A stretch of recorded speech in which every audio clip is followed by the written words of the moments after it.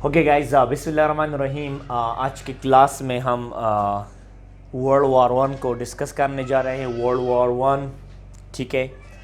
और world war one को इससे पहले कि हम क्लास को डिस्कस करेंगे, हम करेंगे वो इवेंट्स जो वर्ल्ड वॉर वन से पहले जो वाक़यात हुए थे, क्योंकि वो they were the main reason that world war one erupt in the Europe, ठीक है।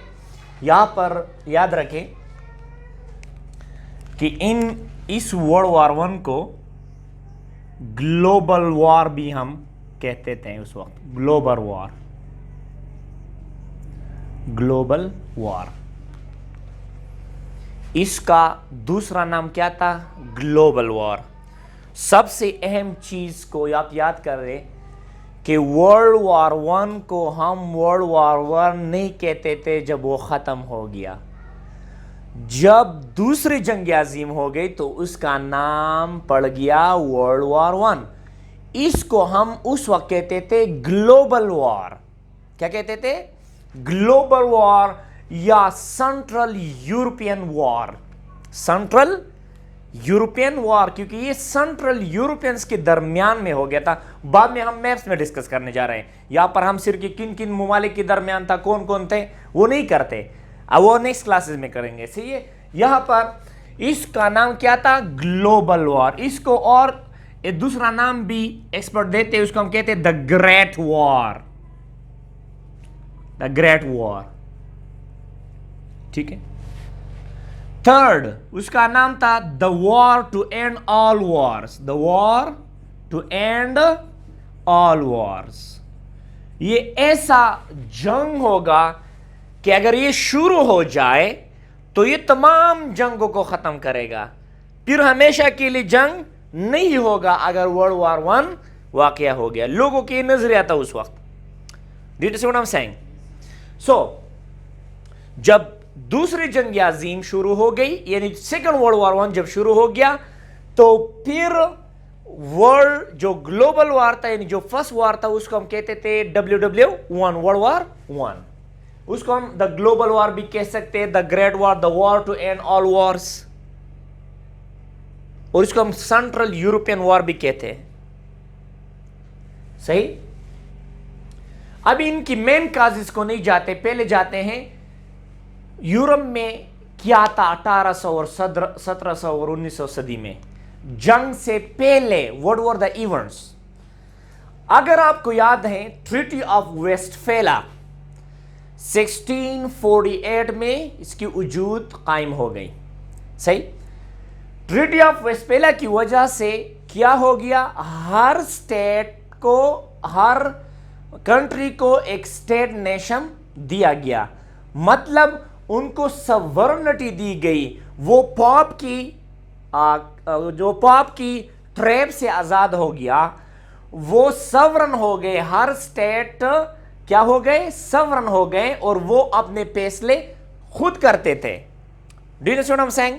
Okay, here is an interesting thing which is the most important. इसी वजह से brought huge competition in European states. उस वक्त जितने भी स्टेट्स थे उस वक्त, तो उनके दरमियान में एक मुकाबला शुरू हो गई। Competition of economic, competition of business, competition of learning, competition of knowledge, competition of expansion. वो चाहते थे कि फ्रांस चाहता था कि मैं ताकतवर बनूं, जर्मनी चाहता था कि मैं ताकतवर बनूं। तो लिहाजा वर्ल्ड वॉर वन अभी तक शुरू हुई, ट्रीटी ऑफ वेस्टफेला के बाद ये चीजें हो गए थे। तो एक्सपेंशन ऑफ पावर, इंग्लैंड चाहता था कि मैं जर्मनी पर हावी हो जाऊं, फ्रांस चाहता था कि मैं रशिया और जर्मनी पर हावी हो जाऊं। This is called expansion of power. क्योंकि तो अभी खुद मुख्तियार हो गए, अभी तो फैसले कर सकते थे, पहले तो फैसले नहीं कर सकते। पहले तो पॉप जो कहता था वो मानते थे। Do you understand what I am saying? Okay, here is एक और चीज जो यहां पर होगी वो थे 1800 सदी के जो सबसे 17 और 1800, that is called industrial revolution. ये जो इंडस्ट्रियल रिवॉल्यूशन था, मेनी एक्सपर्ट्स के मुताबिक ये था मेन कॉज किस चीज का? कंपटीशन का। जितने भी इंडस्ट्रीज थे यूरोप में लगाए गए, वो जो सामान तैयार करते थे वो बाहर ममालिक को वो बेचते थे, बहुत से और कॉन्टिनेंट्स को वो बेचते थे। सो इंडस्ट्रियल रिवॉल्यूशन मतलब शुरू हो गई। फ्रांस अपने इंडस्ट्रीज पर काम कर रहे थे, इंग्लैंड अपने इंडस्ट्रीज पर काम कर रहे थे, और अपने अपने ममालिक जो है वो मुख्तलिफ इंडस्ट्रीज को चलाते थे, उनकी बिजनेस हो रही थी, वो ग्रोथ करने जा रहे थे। सो 1850 में first rail roads were built. 1850 में पहली बार ममालिक के दरमियान मुआहदे हो गए, ट्रीटीज हो गए, तो उनकी आपस में इंडस्ट्रियल रिवॉल्यूशन की वजह से, ताकि वो बिजनेस में आसानी लाए, तो उन्होंने क्या कि दे बिल्ट रेल रोड्स, और एक नेटवर्क चाया गया था सब यूरोप में उस वक्त। आज भी है नेटवर्क। आप अगर फ्रांस से इंग्लैंड जाते तो ट्रेन में जा सकते हैं, अगर स्विट्जरलैंड जाते हो तो आप ट्रेन में जा सकते हैं, you can go. So there was a network of railroads even in 1850 and they brought the countries more together। ये यूरोपियन जो स्टेट्स थे उस वक्त उनको और भी मतलब क्लोज लाया गया, किसकी वजह से? इस इंडस्ट्रियल रिवॉल्यूशन की वजह से। ठीक है।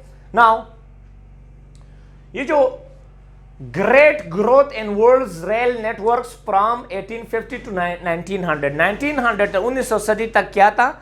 नेटवर्क्स बनते जा रहे थे, रेल्स के नेटवर्क बनते जा रहे थे।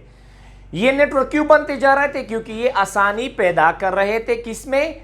इंडस्ट्रियल बिजनेस में। ठीक है। सो ये जो Britain, Germany, Russia, United States, France, Canada, Japan, इसमें बहुत से रेलवे के क्या थे? नेटवर्क्स थे। There were a lot of rail networks. Do you understand now? एक दूसरी जो अहम चीज है वो थे स्टीम शिप्स। स्टीम शिप्स के स्टीम जो शिप्स थे मतलब जो भाप पर चलते हैं वो किश्तियां, वो बड़े बड़े, ठीक है, कंटेनर, यानी इनमें नेटवर्क फैला गया। यानी रेल के जो पटरियां हैं ये ममालिक जो हैं उन्होंने अपने इलाकों में ज्यादा फैलाया था उस वक्त। ठीक है। उसमें बाज एक दूसरे के साथ कनेक्ट थे रेलवे के जरिए से, लेकिन बाज नहीं थे। मसलन यूनाइटेड स्टेट तो अलग एक कॉन्टिनेंट है। ठीक है। सो स्टीम शिप्स की इजाद से इंडस्ट्रियल रिवॉल्यूशन में और भी ग्रोथ हो गई, और सबसे ज्यादा स्टीम शिप जर्मनी और इंग्लैंड इस्तेमाल करते थे उस वक्त। और ये स्टीम शिप क्या करते? एक जगह से दूसरी जगह सामान ले जाते थे। ठीक है। सो use of iron and steel on the bridges made technology and economy more powerful। जो स्टील था, जो आयरन था, उसकी इस्तेमाल ने यूरोप के इकोनॉमी को और भी मजबूत बना लिया। ठीक है। साथ में केमिकल इंडस्ट्रीज जो यूरोप के थे वो भी पहले तो छोटे छोटे केमिकल इंडस्ट्री थे, लेकिन बाद में जब ये इंडस्ट्रियल रिवॉल्यूशन आ गई तो केमिकल इंडस्ट्रीज बहुत ज्यादा बनते जा रहे थे, और सबसे ज्यादा केमिकल इंडस्ट्रीज जर्मनी में बनते जा रहे थे, सबसे ज्यादा। और सबसे ज्यादा बारूद बनाने वाले इंडस्ट्रीज कहां पर थे? जर्मनी में थे, और वो दूसरे ममालिक को भी वो मुंतकिल करते थे, हालांकि उन पर पाबंदी भी थी। I will discuss the next in the World War I. Okay, so Germany खुद को एक पावरफुल ताकत समझता था उस वक्त, और वो चाहता था कि मैं सारे दुनिया पर कब्जा करूं, तो लिहाजा वो ज्यादातर इन्वेस्टमेंट एजुकेशन और रिसर्चेस में करते थे। उन्होंने एक ऐसा फंड बनाया था कि वो इंडस्ट्रीज और गवर्नमेंट के जो फंडेड वाले स्कूल्स है, रिसर्चेस, लेबोरेटरीज है, उसके दरमियान में एक मजबूत उन्होंने एक कम्युनिकेशन कायम की थी कि भाई जितने भी रिसर्च यहाँ पर हो इंडस्ट्री में वो अप्लाई करें आप, ताकि वो की वजूद जल्दी आ जाए, सही, यानी जल्दी इनोवेशन हो जाए। इसलिए वर्ल्ड वार 1 में और वर्ल्ड वार 2 दोनों में सुपर पावर कौन था? जर्मनी था। मिलिट्री में भी था और नेवी में भी था, शिप्स में भी था।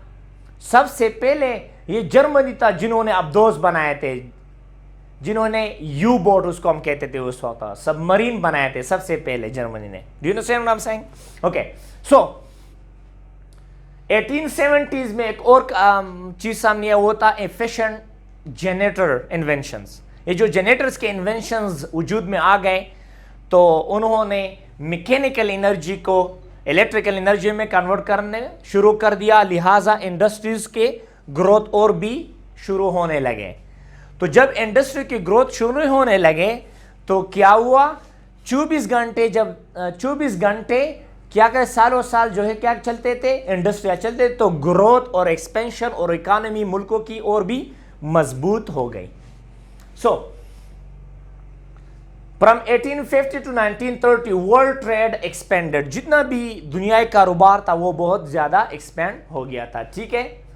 और नॉन इंडस्ट्रियल एरियाज, याद रखिए यहां पर मैं एक इंपॉर्टेंट चीज आपको बता रहा हूं।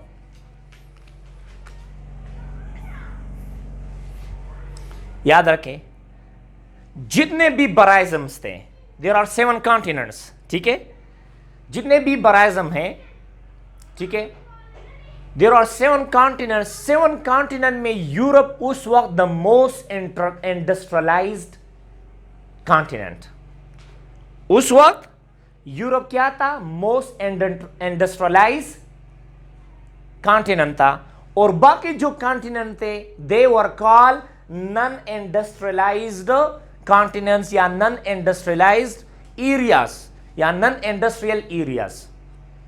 एशिया एक नॉन इंडस्ट्रियल एरिया थी उस वक्त, अमेरिका एक नॉन इंडस्ट्रियल एरिया थी उस वक्त, सही। सो बाद में जब अमेरिका ने आजादी ली तो बहुत से चीजें उन्होंने मतलब इंडस्ट्री उनकी वो और मजबूत हो गई, फिर सारे यूरोप को वो कर्ज देते थे, वो बाद में करेंगे वर्ल्ड वार 2 में, सही। सो हियर इज जो नॉन इंडस्ट्रियल एरियाज थे उस वक्त, वो क्या करते थे? वो भी कंट्रीब्यूशन देते थे, किस में? यूरोप की इकोनॉमी में। ये यूरोप ये एशिया से खाम चीजें ले जाते थे और वहां पर इंडस्ट्री में क्या करते थे? उनसी चीजें बनाते थे। अफ्रीका से बहुत से चीजें वो लाते थे यूरोप में और यूरोप में वो बनाते थे, वापस उन लोगों पर बेचते थे वो। तो ये था मतलब जो सिर्फ इंडस्ट्रियल जो कॉन्टिनेंट था यूरोप, उसकी इकोनॉमी बिल्ड नहीं हो गई, बल्कि नॉन इंडस्ट्रियल एरिया की भी इकोनॉमी बिल्ड हो गई, क्योंकि वहां से वो खाम चीजें, खाम तेल और खाम टेम्बर जितने भी चीजें हैं इस्तेमाल करने का, ताकि उनसे नई चीजें हम बनाएं, वो ले जाते थे, ठीक है। So now this was that Europe जब रिलीजियस के ट्रैप से बाहर आ गया तो वहां पर रिनाइंसा शुरू हो गई। एक और चीज मैं आपको बता रहा हूं, रिनाइंसा तो पहले था, लेकिन रिनाइंसा का क्या मतलब है? Focus on research and education and learning and knowledge. तो यूरोप ज्यादातर ट्रेड, ज्यादातर बिजनेस, ज्यादातर मिलिट्री पावर और ज्यादातर कोशिश करते थे यूरोप के जितने भी ममालिक हैं कि इन तमाम चीजों को हम क्या कर ले? इंप्रूव कर ले, खासकर टेक्नोलॉजी और इकोनॉमी। सो ये था उस वक्त ये चीजें। Here is an interesting thing, यहां पर तो हम जनरल यूरोप की बात करते हैं, किसी स्पेसिफिक के लिए नहीं जाते से। या इंग्लैंड का उस वक्त क्वीन विक्टोरिया ने क्या किया था, द विक्टोरियन एज या रिफॉर्मेशन एज उसको हम कहते हैं, वो नहीं करते। यहां पर हम सिर्फ जर्नल मेन पॉइंट्स के यूरोप वर्ल्ड वार 1 से पहले वहां पर क्या हो रहे थे। Do you understand now? एक और चीज यहां पर वजूद में आ गई, वो था 1800 सदी, उसको कहते हैं द थ्योरी ऑफ डार्विनिज्म। ये पॉइंट याद रखें, ये जो हिटलर था जिन्होंने 60 लाख 6 मिलियन लोगों को कत्ल किया था वर्ल्ड वॉर 2 में। तो बहुत से एक्सपर्ट्स कहते हैं कि इसकी एक वजह थ्योरी ऑफ डार्विनिज्म भी थी। वो किस तरह थी discuss next time. Okay, do you understand what I am saying? So here एक चीज नोट करिए, देते these were the journal points. अभी आते हैं मेन काजेस को। किन काजेस को? मेन काजेस को of world war 1। World war 1 कब शुरू होता, किन ममालिक के दरमियान, तो वो नहीं करते, सिर्फ काजेस करते। इस क्लास में हम अब 2 काजेस को डिस्कस करने जा रहे हैं। ये तमाम काजेस थे जिसकी वजह से ये जो इवेंट्स वहां पर हो रहे थे, तमाम काजेस थे वर्ल्ड वॉर 1 का। क्योंकि अगर इंडस्ट्रियल रिवॉल्यूशन नहीं होता तो फिर मिलिट्री और टेक्नोलॉजी तो इंप्रूव नहीं होता, तो लिहाजा इनके दरमियान जंग नहीं होते। अगर इनकी इकोनॉमी बेहतर नहीं होती तो वो उसमें एक चीज, एक फीलिंग ऑफ नेशनलिज्म फिर पैदा नहीं होता। जो मुल्क इकोनॉमिकली मजबूत होता है उसमें एक चीज पैदा होता है, उसको कहते हैं नेशनलिज्म।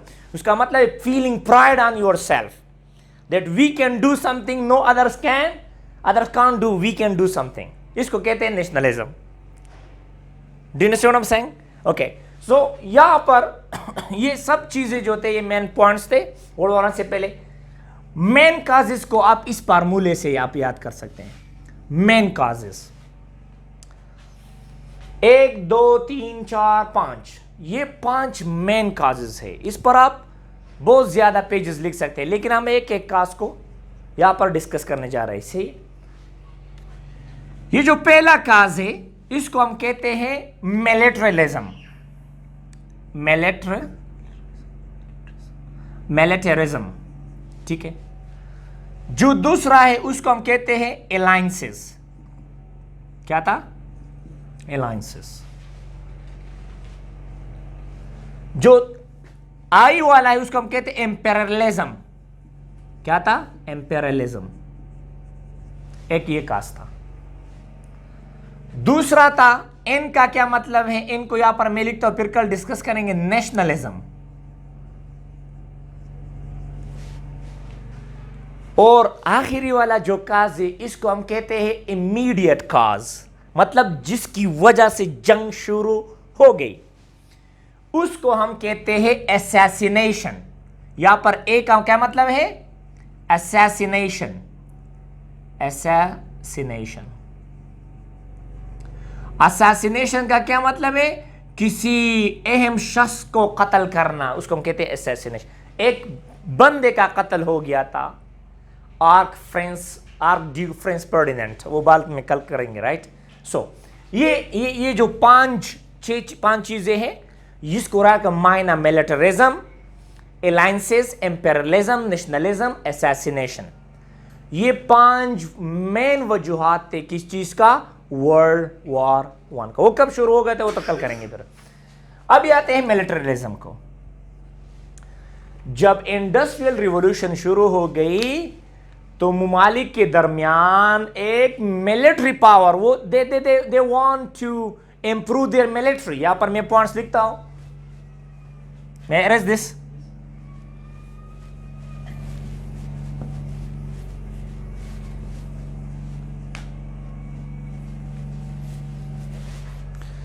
उसमें क्या कॉमन था?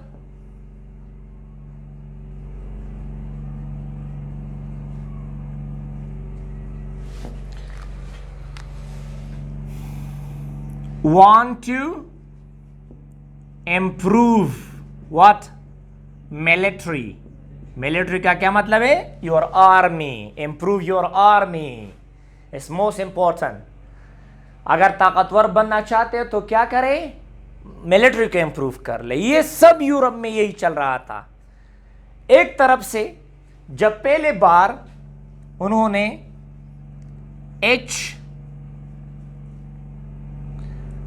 HMS शिप बना गए। किसने? इंग्लैंड ने। ये बहुत तेज रफ्तार थे, स्टीम शिप से, ताकतवर भी थे, ठीक है। HMS शिप्स इंग्लैंड ने बनाए।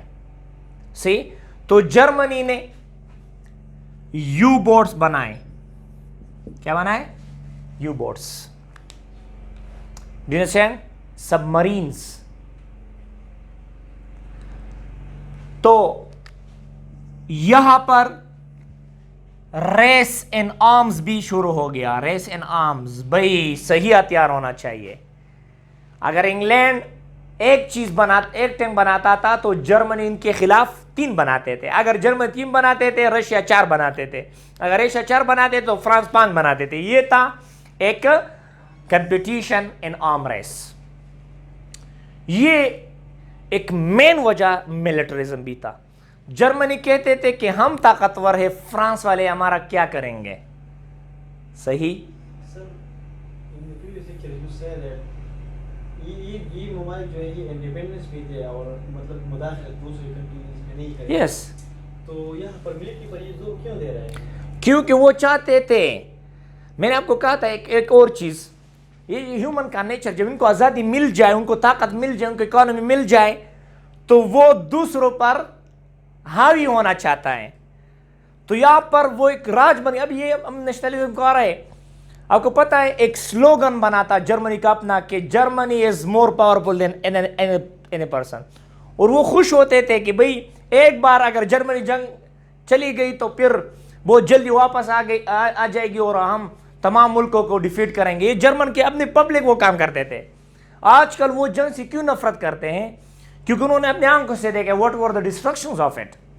ठीक है, मेरा मतलब है कि जब सॉवरेनिटी इनको मिल गई तो इंडस्ट्रियल रिवॉल्यूशन आ गई। जब इंडस्ट्रियल रिवॉल्यूशन तो इनकी इकोनॉमी बेहतर होगी। जब इकोनॉमी बेहतर होगी, इनके आपस में क्या बन गए?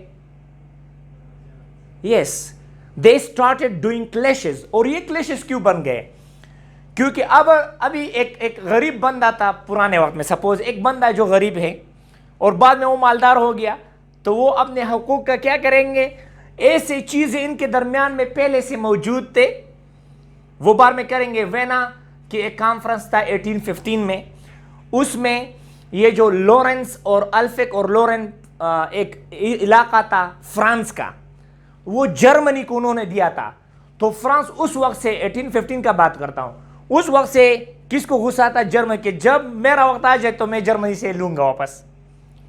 सही। तो ऐसे क्लैशेस थे उस वक्त, फिर भी इंडिपेंडेंट थे। लेकिन जब इकोनॉमी ग्रोथ में आ गई तो वो क्या अपने बदलों के पीछे चले गए कि भाई revenge is the most important. और वो they wanted to be one. Germany कहता था कि भाई यूरोप एक जर्मनी के अंदर आ जाए। फ्रांस कहता था कि नहीं, यूरोप जो है हमारे अंदर आ जाए। और इंग्लैंड कहता है no, I am the queen of all, I am the king of all Europe. तो ये बन गया कंपटीशन। जिस मुल्क की इकोनॉमी बेहतर होती, याद रखे वो डायरेक्टली ये नेचर है, जिस तरह एक इंडिविजुअल का नेचर है according to analytical school of thought. वो कहते कि स्टेट ह्यूमन से बनते हैं और ह्यूमन का नेचर ये है कि अगर आप उनको क्या दे दो, अगर आप उनको, ये रियलिज्म का थ्योरी भी, अगर आप उनको इख्तियार दो, पावर दो, तो वो हमेशा के लिए मुदाखिलत करेंगे दूसरों को, वो दूसरों को तंग करेंगे। तो लिहाजा यहां पर एक मिलिट्री कंपटीशन, वो एक दूसरे से डरते थे कि भाई ऐसा ना हो कि ये मुझे हमला करे, मुझ पर हमला करे। वो जाते थे कि नहीं, ऐसा ना हो कि ये मुझ पर हमला करे। हालांकि सवरन थे, हालांकि सुप्रीम अथॉरिटी थी उनकी। आज भी हम सवरन, तो क्यों आप मिलिट्री को बढ़ा रहे? यार प्रोटेक्शन के लिए नहीं बढ़ा सकते आप, सिक्योरिटी के लिए नहीं बढ़ा सकते आप, कंट्रोलिंग पावर किस तरह करेंगे? किसी भी स्टेट को चलाने के लिए control is the most important. तो कंट्रोल किस तरह आता है? आर्मी से, मिलिट्री से। अगर मिलिट्री आजकल ना हो तो कोई भी मुल्क नहीं चल सकता। Do you understand what I'm saying? It's called man's power is also the most important. Okay? So, race and arms जो है इसी तरह उनमें ये चीजें चलने लगे। So, here is another one called alliances. इनके दरमियान में alliances हो गए, treaties हो गए। और ये treaties क्यों हो गए थे? ये जो treaties थे, here is an interesting thing. भाई अगर आपको याद है, जब उन्होंने मिलिट्री को बढ़ाया, जर्मनी ने मिलिट्री को बढ़ाया, फ्रांस ने मिलिट्री को बढ़ाई, और इंग्लैंड ने मिलिट्री को बढ़ाया। दो जो छोटे छोटे कंट्रीज थे उस वक्त, मसलन सर्बिया और बोस्निया, ठीक है, और मुल्क नहीं थे वहां पर। बाद में वर्ल्ड वार 1, याद रखें आज का जो आप मैप देख रहे हैं, सही है, आज का मैप वो वर्ल्ड वार 1 से पहले इस तरह नहीं था। बाद में बहुत से कंट्रीज ने इंडिपेंडेंस ली थी, वो बाद में करेंगे। तो जो छोटे छोटे कंट्रीज थे उन्होंने ट्रीटी शुरू किए, किसके साथ? बड़े पावर के साथ, बड़े गुरु के साथ ट्रीटीज, मुआहदे किए गए। तो एक बड़े चेंज बन गए, किस चीज की? अलायंसेस की। अलायंसेस का मतलब है कि आप मेरे दोस्त बन जाओ, मैं आपका दोस्त बन जाता हूं, और अगर हम मुझ पर हमला होता है तो आप मेरे डिफेंड के लिए आओगे, अगर तुझ पर हमला होता है तो मैं आपके डिफेंड के लिए आऊंगा। इसको हम कहते हैं अलायंस सिस्टम। ये जो नेटो है ये भी एक अलायंस सिस्टम है, नॉर्थ एटलांटिक ट्रीटी ऑर्गेनाइजेशन, जिसमें 32 या 34 ममालिक की क्या है? फौज है। तो इसी तरह जो है एक मसलन अलायंस सिस्टम जो है वो क्या था? वो इनके दरमियान, वो चुपके से बाद में लोगों को पता चलता था।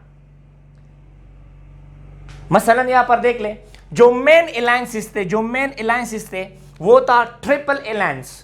किसका? JAI का। जर्मनी, ऑस्ट्रिया, हंगरी और इटली के दरमियान एक अलायंस था, सही। और इस तरह नहीं होती अचानक एक दिन में इन्होंने अलायंस किया, तो ये साल के बाद एक दूसरे के साथ वो जुड़ने लगे, एक अलायंस हो गया, एक मुआहदा हो गया। इसका क्या मतलब है कि अगर इनमें से एक पर भी हमला हो जाए तो दूसरा क्या होगा? उनके डिफेंड के लिए आ जाएगा। इसी तरह जो दूसरा अहम अलायंस था वो था ट्रिपल एंटॉन, फ्रांस, ब्रिटेन और रशिया के दरमियान था। Do you understand what I am saying? Okay, इधर देख ले, यहां पर ये अलायंसेस कब हो गए थे? रशिया और फ्रांस के दरमियान 1894 में क्या हो गया? अलायंस। रशिया और ब्रिटेन के दरमियान में 1907 में अलायंस हो गया, और फ्रांस और ब्रिटेन के दरमियान में 1904 में अलायंस हो गया। तो ये बन गए एक चेंज, जिसको हम कहते हैं triple entente. Do you understand what I am saying? यहां पर देख ले, इटली और ऑस्ट्रिया हंगरी के दरमियान 1882 में अलायंस हो गया था। इटली और जर्मनी के दरमियान में 1882 में अलायंस हो गया था। जर्मनी और द ओटोमन एम्पायर, आज का जो तुर्की है, द ओटोमन एम्पायर सल्तनत उस्मानिया के दरमियान 1914 में जर्मनी के साथ क्या हो गए? अलायंस हुआ। तो ये बन गया एक ब्लॉक, ये बन गया दूसरा ब्लॉक, इनके दरमियान में झगड़ा था। वो बाद में करेंगे किस तरह था, वो डिस्कस थे, और ग्रुप भी इसमें थे थोड़े से। याद रखिए यहां पर बल्गारिया और सर्बिया, ये जो सर्बिया था, सर्बिया ये किसके साइड पर था? रशिया के साइड। और ये जो बल्गारिया था किसके साइड पर था? ऑस्ट्रिया हंगरी और ये जो दूसरे ट्रिपल अलायंसेस वाले हैं उसके साथ था। यहां पर ये मैंने क्यों किए, ये जो यहां पर मैंने ब्लू कलर के, इसका मतलब है कि जो रशिया है सर्बिया के साथ मिलिट्री इमदाद के लिए हर वक्त तैयार था कि भाई मेरे साथ हो, आप मिलिट्री के लिए तैयार हो जाओ, जितने भी मदद आपको चाहिए मैं ऐड दूंगा। ये जो बल्गारिया था, बल्गारिया, ये ऑस्ट्रिया हंगरी उसको क्या कहते थे कि भाई तैयार हो जाए, मैं मिलिट्री एड दे सकता हूं। द ओटोमन एम्पायर भी इसको मिलिट्री एड देता था, सल्तनत उस्मानिया, किसको? बल्गारिया को। Do you understand? ये एक चीज मैं यहां पर आपको बता रहा हूं, वो तो बाद में इंशाल्लाह, इंपेरियलिज्म, नेशनलिज्म, असैसिनेशन, वो बहुत सी स्टोरी बाकी है। अलायंसेस इसलिए होते थे, अलायंसेस सीक्रेटली ज्यादातर होते थे उस वक्त, क्योंकि पाबंदी थी कि आप अलायंसेस नहीं करेंगे। लेकिन इंडस्ट्रियल रिवॉल्यूशन की वजह से, इकोनॉमिक ग्रोथ की वजह से, तो ये स्टेट्स में एक नेचर चढ़ गया, क्या? नेशनलिज्म का, एम्पेरियलिज्म का एक्सपेंशन कर लो, औरों को कंट्रोल कर लो, आर्म रेस को बढ़ाओ। Do you understand what I am saying? तो ये अलायंसेस इनके दरमियान में हो गए। ओके, ये जो सर्बिया है, बोस्निया है, याद रखिए सर्बिया, बोस्निया, बल्गारिया, ये इनको हम बाल्टिक स्टेट कहते हैं। क्या कहते हैं? Baltic state. वो बाद में कल में पे करेंगे। ये जो बाल्टिक स्टेट्स थे, बाल्टिक, और क्योंकि इसको हम बाल्टिक स्टेट क्योंकि बाल्टिक सी के ऊपर इसके जो किनारे है उस पर है, अटैच है, right, Baltic sea. Are you getting what I'm saying? Okay, here is the most important thing. Baltic state को उस वक्त वो पाउडर किक कहते थे. क्या कहते थे? Powder kick. क्या? एक्सपर्ट्स वहां पर जो लोग थे उस वक्त वो कहते थे कि अगर जंग शुरू होती है तो कहां से शुरू होगी? बाल्टिक स्टेट से. और ये जंग फिर बोस्निया से शुरू हो गई. जो बोस्निया का ये जो बल्गारिया था सजेवेरो में, will discuss in the tomorrow, वहां से फिर ये जंग शुरू हो गई. Will discuss in next time. Okay, that's all for today. Any question please in today's topic? Sir, these countries are the two groups. Their boundaries are just related with each other. Yes they are related. अभी कल map में करेंगे ना, कल सब Europe का map world war 1 के दौरान किस तरह था वो डिस्कस करने जा रहे थे. इसमें ऐसे कंट्रीज थे जो न्यूट्रल थे, लेकिन मजबूरी की वजह से वो जंग में चढ़ गए. क्योंकि रशिया फ्रांस पर हमला करना चाहता तो वहां पर बेल्जियम था, तो वो बेल्जियम के नीचे राउट ले लिया उन्होंने और डायरेक्टली फ्रांस पर हमला किया. Right, will discuss the next is coming. Okay, tomorrow. Sir वो सुपर पावर्स यहाँ पे जर्मनी तो उस साइड पे फ्रांस था. ये जो इस साइड पर है इसको हम कहते, ये जो उस साइड पर इसको हम कहते हैं central powers. Italy, Austria Hungary, Ottoman empire, उसको हम कहते हैं सेंट्रल पावर्स. इसको हम कहते हैं allied forces. Allied Russia, France, Britain, okay, USA, America भी इसमें था लेकिन आखिर साल में आ गया था, वो कल करेंगे. सही है, अमेरिका भी था. वो एक जर्मनी ने उनके लुसटीना एक बोट थी उनको गिरा दिया था. बोट समंदरी जो शिप है उसको गिरा दिया था, लिहाजा इसी वजह से वो जंग में कूदने लगा. ना का अमेरिका न्यूट्रल था, वो बाद में करेंगे discussing. Yes we are coming. Central power में क्या था वो तो कल करेंगे, लेकिन ये मैं यहाँ पर रीजन बता रहा था आपको. मेन कंट्रीज जो थे जो आपस में टसल था, याद रखिए, ये France, Britain, Austria Hungary, Germany, इन 4 का अहम टसल था. Because they had some clashes on the territories. वो कल डिस्कस करेंगे.